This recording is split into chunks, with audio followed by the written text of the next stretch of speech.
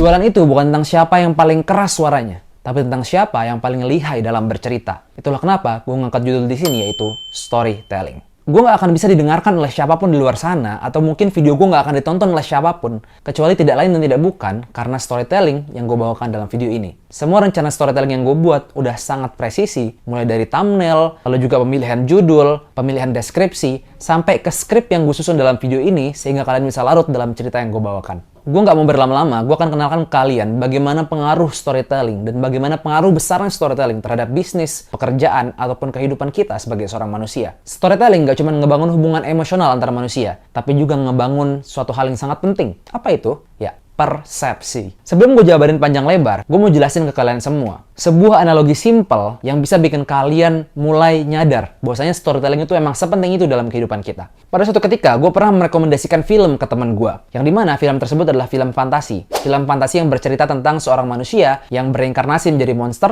lalu juga bereinkarnasi kembali menjadi manusia kembali di masa yang akan datang. Gue tahu nggak semua orang suka dengan konsep video seperti ini. Video tentang fantasi, video tentang manusia yang berubah menjadi monster. Banyak juga orang yang merasa bahwasanya ekspektasi dia ke video ini nggak bakal nyampe. Tapi gue yakin dengan gaya storytelling gue yang gue sampaikan ke dia, maka video ini yang sebelumnya terkesan biasa aja menurut dia akan menjadi hal yang istimewa dengan storytelling. Sebelum dia nonton, gue pastiin gue akan bawakan dia cerita-cerita atau plot twist menarik yang akan dia dapatkan di film ini. Gue bilang gini, itu film terbaik yang pernah gue tonton. Bukan gue doang yang nonton, tapi juga adik-adik gue, bahkan adik gue yang cewek itu suka juga sama videonya. Bahkan adik gue yang cewek yang suka drakor pun tergila-gila sama filmnya. Dari situ aja, gue berhasil ngebangun persepsi di otak temen gue bahwasanya itu film yang bener-bener bagus. So ketika dia buka Netflix, dia ngeliat cover videonya, dia ngeliat filmnya, bahkan baru di detik-detik awal dia udah penasaran sama isinya. Karena persepsi yang ada di otaknya udah bagus. So dia akan mikir, bagus, ini video yang bagus banget, ini video yang bagus banget. Karena udah terbawa dengan persepsi gue. Ditambah lagi, gue adalah seorang sahabat dekatnya atau teman dekatnya yang berhasil menginfluence dia untuk melakukan sesuatu. So yang pertama, gue ada hubungan emosional dengan dia. Yang kedua, gue berhasil membangun persepsi ke dia dengan cerita atau pembawaan yang dia sukain. Dan bener aja, ketika dia nonton filmnya, emang di episode 1 sampai ke 3, dia ngerasa boring dan juga nyari mana sisi bagus dari videonya. Tapi apakah dia berhenti? Enggak, dia nggak berhenti nonton videonya. Dia terus nyari mana sisi bagus dari videonya. Karena dia udah terbawa bahwasanya nih film bener-bener punya persepsi yang bagus banget di otaknya. Dan bener aja, di episode ke-5 sampai ke-17, dia ngerasa bahwasanya videonya bener-bener bagus, dan memang video itu bener-bener deserve untuk dikatakan bagus. Sebagus itu memang filmnya. Ini sama juga kayak di zaman sekarang. Kita bisa bangun persepsi dari brand kita, dari bisnis kita. Kita bikin gimana caranya agar orang mengenal bisnis kita dengan sebutan A. Kita bikin bisnis kita agar dilihat orang sebagai bisnis yang bagus, bisnis yang keren, bisnis yang hebat, bisnis yang punya keunikan A atau keunikan B. Kita bisa endorse influencer misalnya, kita bisa nge-ads atau beriklan, kita bisa post di sosial media setiap hari untuk mengenalkan bahwasanya gua tuh A loh, gitu. Tapi jangan lupa, kita nggak boleh hilangin value atau nilai yang kita dapetin dari film tadi. Apa? Yaitu kita berikan kepuasan kepada audiens, nggak cuma hanya sekedar bercerita, tapi juga menyampaikan value melalui cerita kita, dan juga kita memberikan hasil yang terbaik sesuai dengan yang diingatkan oleh customer kita. Jangan cuma kita bikin produk dengan storytelling, produk yang bagus, produknya keren, tapi kita nggak bisa ngasih hasil atau output yang sesuai dengan keinginan si audiens atau customer kita. So, kita langsung aja masuk ke pembahasan fundamentalnya. Jadi, storytelling itu apa sih? So, storytelling dalam konsep modern adalah seni untuk menyampaikan pesan kompleks melalui narasi yang emosional dan juga relatable. Dan yang pasti, storytelling bukan hanya sekedar cerita, tapi juga strategic tools. Ingat kata kuncinya, pesan yang kompleks dijadikan menjadi sebuah narasi, lalu disajikan kepada audiens dengan cara emosional dan juga relatable. Ketika audiens merasa dia udah ada hubungan emosional dan dia berasa relate dengan cerita yang kita sampaikan, maka produk kalian bisa dikatakan berhasil untuk ada di hati audiens atau di hati customer kalian. Riset dari Harvard Business Review bilang bahwa otak manusia lebih terstimulasi dengan cerita daripada fakta mentah. Ketimbang kita lebih banyak menampilkan fakta-fakta kepada orang lain, atau mungkin fakta yang bahkan masih mentah, bahkan belum terlalu teruji, lebih baik kita bercerita kepada mereka bagaimana kita bisa mengubah hidup mereka, bagaimana kita menjanjikan mereka bahwasanya mereka bisa bertransformasi dengan produk yang kita punya,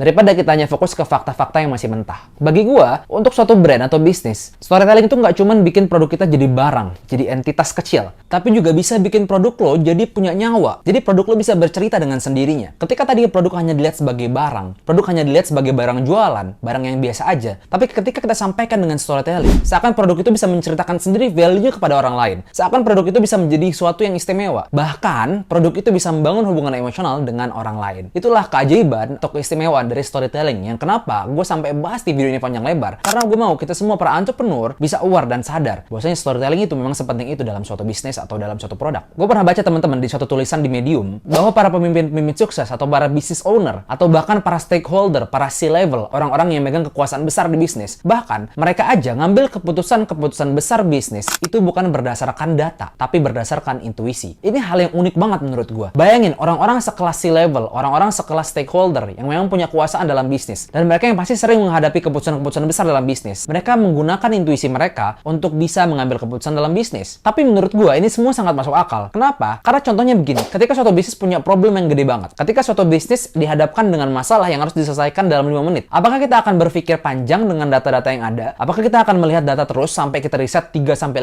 jam ke depannya? Kan enggak. Dan bisnis juga membutuhkan kita. Perusahaan juga membutuhkan kita. Kita harus ambil keputusan dalam waktu 5 menit dengan cepat. Karena ini akan berdampak besar kepada bisnis. So, kebanyakan dari mereka menggunakan intuisi dalam mengambil keputusan. Semua ini terjadi karena apa? Karena ada faktor storytelling. Ada bukti lainnya juga teman-teman yang bilang bahwasanya di antara 7 dari 10 CEO yang ada, mereka tuh mengabaikan wawasan-wawasan data mereka dan mereka lebih percaya kepada naluri yang mereka miliki. Artinya di sini ketika kita dihadapkan dengan dua hal, yaitu numbers dan naratif, yang cenderung kita pilih dalam pengambilan keputusan besar adalah naratif. Numbers adalah data-data atau wawasan tadi, dan naratif adalah storytelling. Ini juga sama kaitannya teman-teman dengan customer. Ketika mereka mau beli, dibandingkan kita ngasih mereka data-data mentah, fakta mentah, lebih baik kita sampaikan naratifnya. Kita bernarasi, kita bercerita, kita storytelling kepada mereka, menceritakan apa value yang sebenarnya bisa mereka dapat ketika mereka beli produk ini. Bagaimana kita bisa dengan yakin membuat mereka sadar akan pentingnya memiliki produk ini. Disinilah teman-teman, kenapa storytelling itu penting banget, terutama dalam bangun komunikasi dan juga narasi yang nanti kita olah menjadi storytelling. Teman-teman semua yang nonton video ini pasti tahu Elon Musk. Dia bisa membangun perusahaan paling berharga nomor 9 di dunia,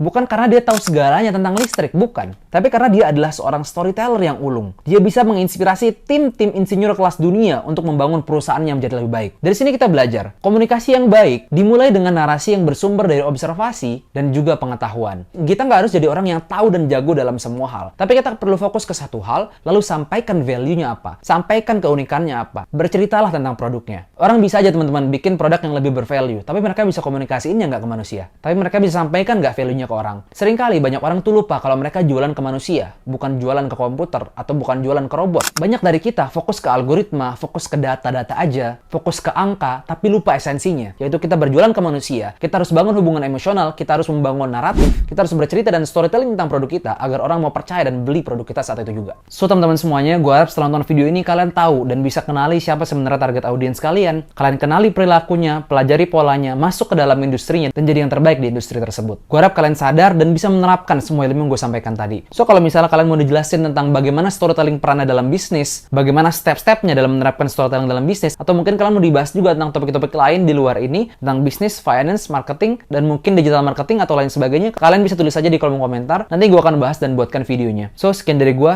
Kalau kalian suka sama video ini, jangan lupa like, comment, share, dan juga subscribe. And see you guys in the next video.